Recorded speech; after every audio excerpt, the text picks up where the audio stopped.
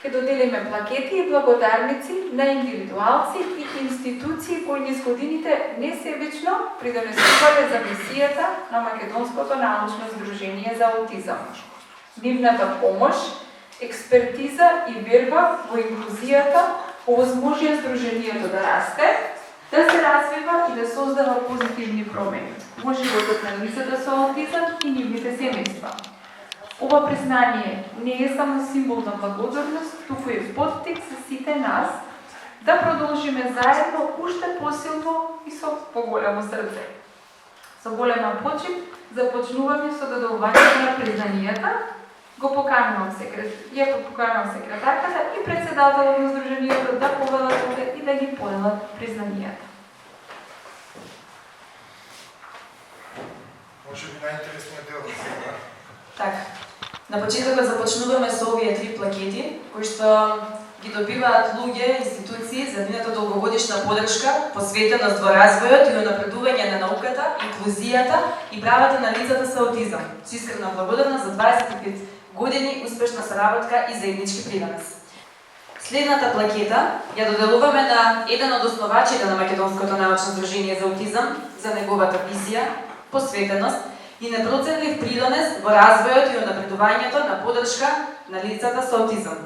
Го поканувам професор доктор Мирко Спировски да дојде за да ја подигне плакетата.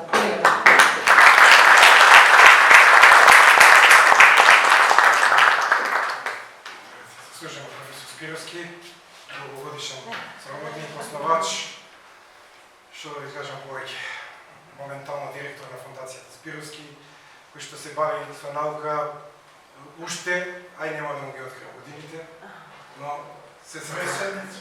Две седмици. Сам кажам. Сега ги платата за помалите тука студенти, големи колешки, како треба да се работи. Може да това збор? Може, да. Нема да може. Само пократко од деката.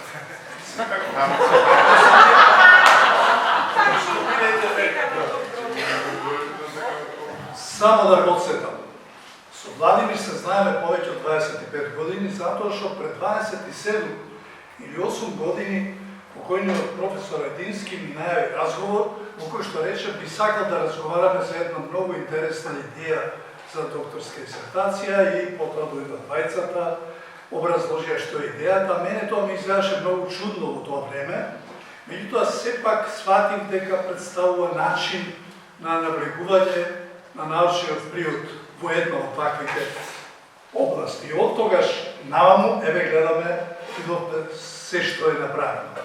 Тоа е едната работа и втората работа, толку ќе завршам. Во тоа време се формираше така наречениот ВИК, тоа е една америчка невладина организација, вакцинална информатичка коалиција, која што се бавеше со давање на информации на јавноста за аутизмот, бидејќи беше во многу повој знаењето за него и од почетокот кој што почна со информации премина потоа во нешто друго и денес е тоа едно од основите за теорија на заговор во областа на аутизмот.